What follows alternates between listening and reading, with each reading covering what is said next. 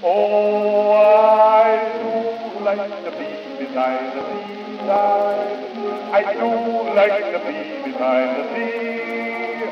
I do like to throw the dog, the pom, with the brass band playing till the on. So just let me be beside the seaside. I'll be beside the level glee. And if off the girl beside, I should like to be beside the beside the sea. How are we all doing, guys and girls? Oof. It's Ash Collins here. Of course it is. Seasidal Thoughts. Silly Nacho Legs podcast. I haven't come up with a name yet. But anyhow, I've decided to do a podcast, or an episode, shall I say, about what happened on August the 10th, 2020. August the 10th, 2020 was the last time anyone spoke to my Uncle Col. And the last person to speak to him was me. Now, it was about 11:30 at night. Absolutely pissing down. And I mean precipitating heavily. I got that word from that's the only word one of the only words I remember from school was precipitation and promiscuous. That's my whole high school life, and they're the two words that I remembered. Anyhow, we'll get there. So August the 10th, it's lashing down, and I mean fucking pissing down. It's thunder and lightning. It's not heavy, the rain. The rain is the water is overflowing in the gutters. It's bouncing off the floor, off the concrete. The thunder is so loud, it's like bombs going off. Like from a World War film. And the lightning is just flashes, like strobe light flashes. It was so extraterrestrial. And I'm lying on my bed. It's about 11:30 at night. Having a little read. And the phone goes. Only went briefly. And stops. So I see who it is. It's my Uncle Col. Thought he's probably bummed out me. Previous to that phone call, he had rang me throughout the day, but like bummed out me. Like he never. He didn't ring long enough for me to answer. So I thought he's probably done it again. He's probably in the pub, or he's out somewhere on the ale, or whatever. Then it goes again, but it rings a little bit longer, so I answer it. And lo and behold, it's my Uncle Col. Of course it is, it's his phone, isn't it? I'm talking to him, and the conversation is very fragmented. It's like talking to someone. It's like he's there and someone else is there, but there's only him there, if that makes any sense. It's like he's in two minds. Or someone else is having a conversation with him. The way I can describe it. It was inside his head. That was one of his mental illnesses. And there's a dog barking in the back. It's what it's like when you live in the ghetto of Southport. So where was I? Lost my trail of thought. So his mental health. He was a paranoid schizophrenic. He did take tablets. to combat this, to help him, to aid him. But it wasn't until after, well, I won't say after, I think what happened was me, mum and my stepdad and other people who knew him in the family could tell that he wasn't on the same medication that he was on for a few years. Like he was going to a pub, Southport, and even the landlady said before lockdown he was quiet, lovely guy. When after lockdown got lifted the first time, he came in, she said he was a completely different man. It was like she could tell he wasn't taking his medication. It's like it was a different person. So when I'm speaking to him, obviously the conversation's so fragmented. So it doesn't make any sense. And I said to him, I said, where are you? He said, I'm at Marine Lake. So what are you doing there? He said, I've living a knife, you mad bastard. He said, I've gone for a walk. I said, okay. He said, you do know it's pissing down, don't you? He said, it's not raining here. Now, I don't live that far from, I probably live a mile or maybe 2 miles away from the Marine Lake at best. I knew the weather that was happening outside my window would catch up with him. Anyway, so the conversation's fragmented and the phone goes down.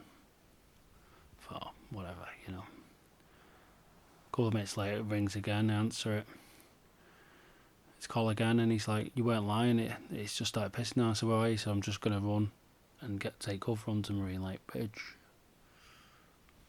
I said, okay.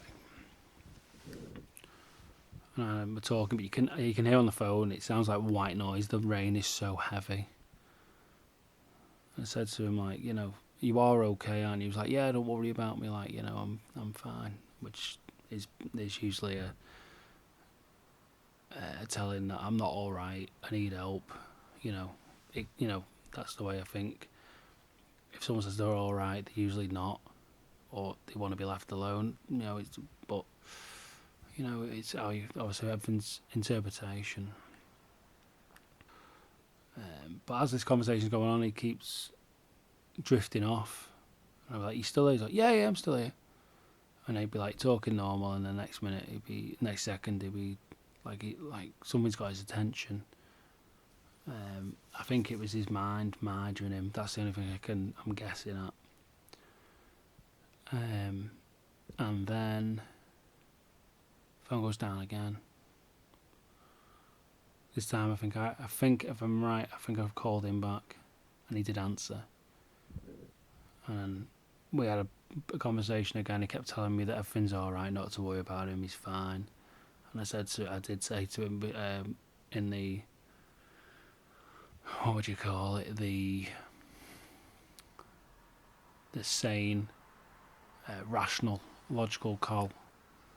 We were having a conversation. I said, I hope you took your speedos down there, don't be going for a swim without him. And he was laughing, trying to make light. He said, no, I'm not going to do anything stupid. And then straight again, he would go back into like someone had distracted him.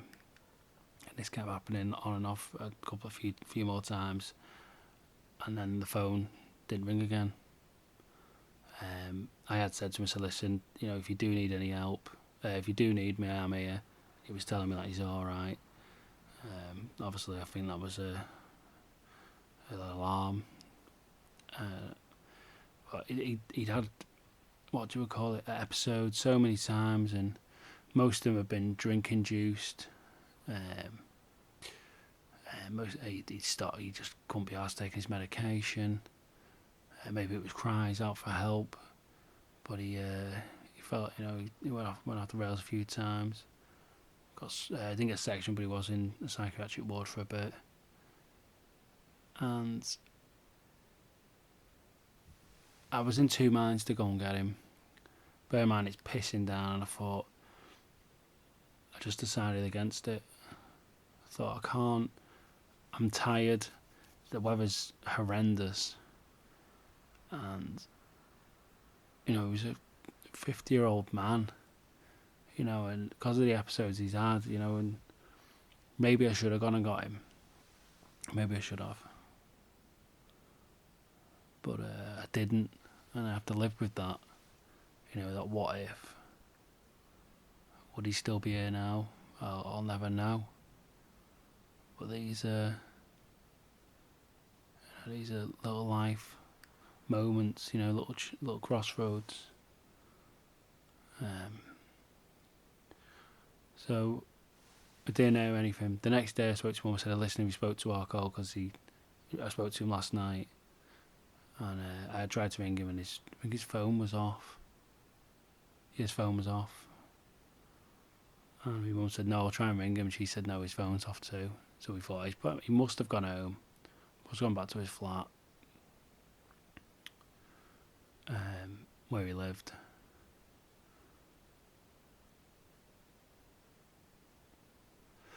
Got his head down. Mum tried another day went by, tried to ring him, couldn't get through. Anyway, by the Friday, I think Friday or Saturday, me and my mum went to his flat. Mum had a key, rang the doorbell, nothing, so we let ourselves in, he wasn't there. So my mum left a note, because, just say, please give us a call, if you've lost your phone, here's my number. She leaves a phone number there. And lo and behold, my mum gets a phone call on the Sunday. But it's not from my Uncle Carl, it's from the police. So they come to see me on the police. I'm out with my wife and my daughter. We nip round to my mum's to surprise her just on the way back. I think I might have needed a piss just to nip in, but I don't know the police are there. And we step answer the door, and I'm like, you alright? It's like, yeah. He said, you need to come in. Police are here. So, oh, fuck. And I thought, oh, Colin's been arrested, Because there was a time where he had an episode, and for some reason he got the train to Blackburn. He was on the run in his mind from someone, thinking that someone was going to do him in, or, some drug lord in his head.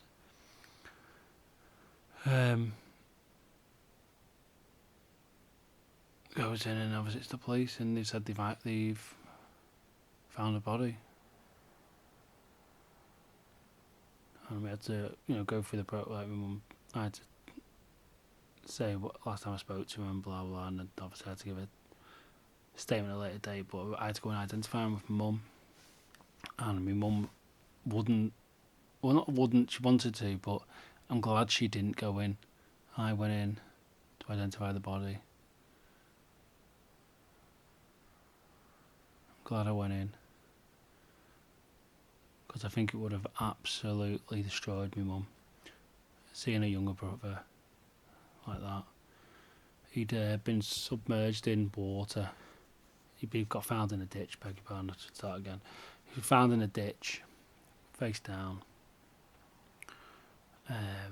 But after the Monday when it had been pissing down, it warmed up quite a lot. So the police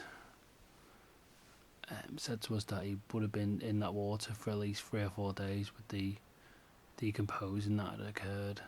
So he wasn't looking good. He was. The only way I can describe his face was if you've seen Apocalypse Now, where Marlon Brando has the the camouflage. Is it face? Not face paint, but the green and black camouflage look that he's going for. He looked like that. He was really like army green, brown, bloated. And I'm glad that my mum, I decided to go in. I think as well with morbid curiosity as well. But I wasn't upset or shocked. I was really indifferent. I didn't know what to.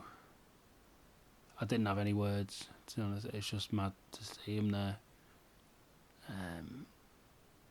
When I walked through the door, for some reason in my bizarre mind, I thought he's just gonna be sat there with the thumbs up. Alright, mate, you see it when you walk into a hospital and you see someone there as a patient. I thought, oh, and obviously he wasn't. He was just lying there behind the glass.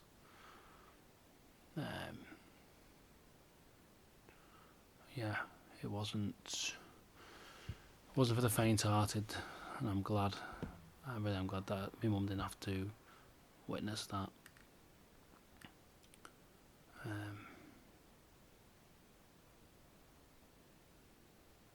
So that is the end of my second podcast. I apologise, it's a bit of a sombre, bit of a sad ending, but those were that's what occurred, sort of in a nutshell. I could have gone on longer, but I don't wish to bore anyone. I've said it once and I'll say it again, the only thing I can take away from my Uncle Cole's passing, apart from him he used to come on Christmas Day to my mum's, we always had a big laugh, and there was going to be an empty space at the table, but it has made me so much more empathetic, and I try and understand that people with mental health issues, proper mental health issues, like, we're not just talking about a bad day here, we're talking proper psychosis problems. I don't even know the correct terminology, so I'm grateful if you do correct me. Proper issues, battles in the minds, you know. When he got found in a ditch, it wasn't in Southport, he'd gone to Rufford. Now we don't know if he hitchhiked there, or he walked there, or whatever, roller skated. I didn't roller skate, but you know, he got there somehow, and he was found in a ditch, face down. So I just thought I'd like to add that little note there. Hence why I'm running from Southport, the Marine Lake, to Rufford to raise money for Mind, because I think a lot of the